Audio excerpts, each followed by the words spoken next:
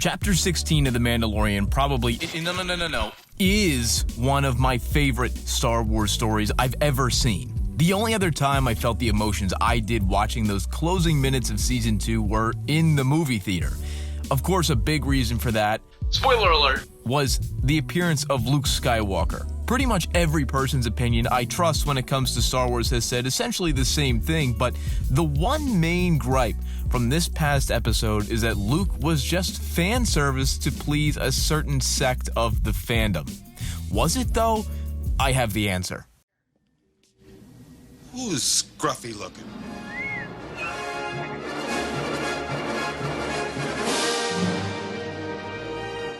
Before we get started, if this is your first time to the channel, welcome. It's so nice of you to drop by. I try to make positive and thoughtful commentaries on the latest Star Wars stories, so if you're into that, consider hitting that subscribe button and ringing the bell.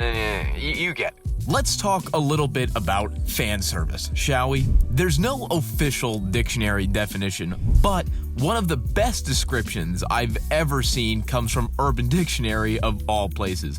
They say, if something has little plot redeeming value but makes the viewer sit up and take notice, it's probably fan service in one form or another.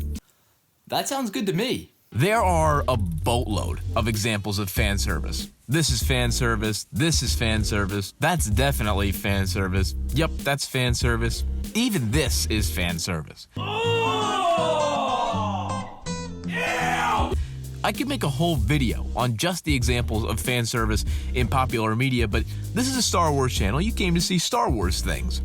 In the spirit of fairness, just to point out that I can be unbiased and journalistically based, let me point out some glaring examples of fan service in one of my personal favorite Star Wars movies, Rogue One. The easiest one to spot is the quick appearance of C-3PO and R2.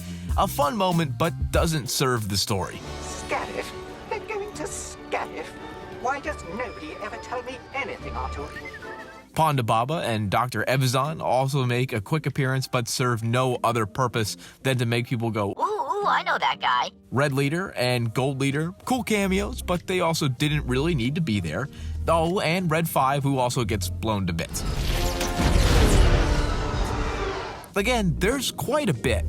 So now that we're all caught up and know that Star Wars is one of the most egregious offenders of fan service, that also means that even The Mandalorian is subject to its fair share.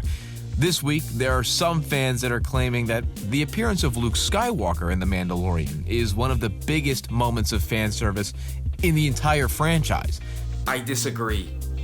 First off, let me make the argument that not all fan service is bad. There is definitely a stigma surrounding fan service that it is all bad and it immediately brings a movie or show down. I don't think that's the case at all. When I pay my $11 or whatever it is these days to go see a movie, especially a movie set in a universe as established as Star Wars, I expect to feel all kinds of things. If a little piece of the movie makes me smile or sit up or laugh or feel anything, that doesn't automatically make it bad. Movies are supposed to be fun. Why can't I have fun watching something I like? But I understand, some of us are all in on the story. I am too most of the time. Even if you are, what I don't understand is how you can dislike this appearance from Luke. This whole season, we've been working towards finding a Jedi to help Grogu reach his full potential. In the beginning of the season, Din is searching for more Mandalorians that can lead him to a Jedi. He finds Bo-Katan, who's more than willing to send him to see Ahsoka. Finally, Din finds his Jedi, but she's been excommunicated so she can't train Grogu. But she sends him to Tython to call out for a real Jedi. In the last few minutes of the finale, a real Jedi comes to take Grogu and save the day. This was the climax of the whole season. This is exactly what the story has been leading to the whole time. Just because the character that showed up was a fan favorite and an all-time classic does not make it fan service. Luke Skywalker is a Jedi. He might be the only Jedi, and Grogu called out for a Jedi. For all we know, the only other one that's confirmed to be alive right now is in a place where he can't be reached. I don't think that I can classify Luke showing up as fan service when it so clearly serves the narrative of the story. I think it was surprising that John and Dave brought him into the show. I think it opens up all sorts of questions about his Jedi Temple, where he's been, what he's doing, is he coming back? There's a million different things going on. But that doesn't make it fan service. I think, if anything, this has just opened up so many more opportunities to tell really good stories with a character that literally everybody loves.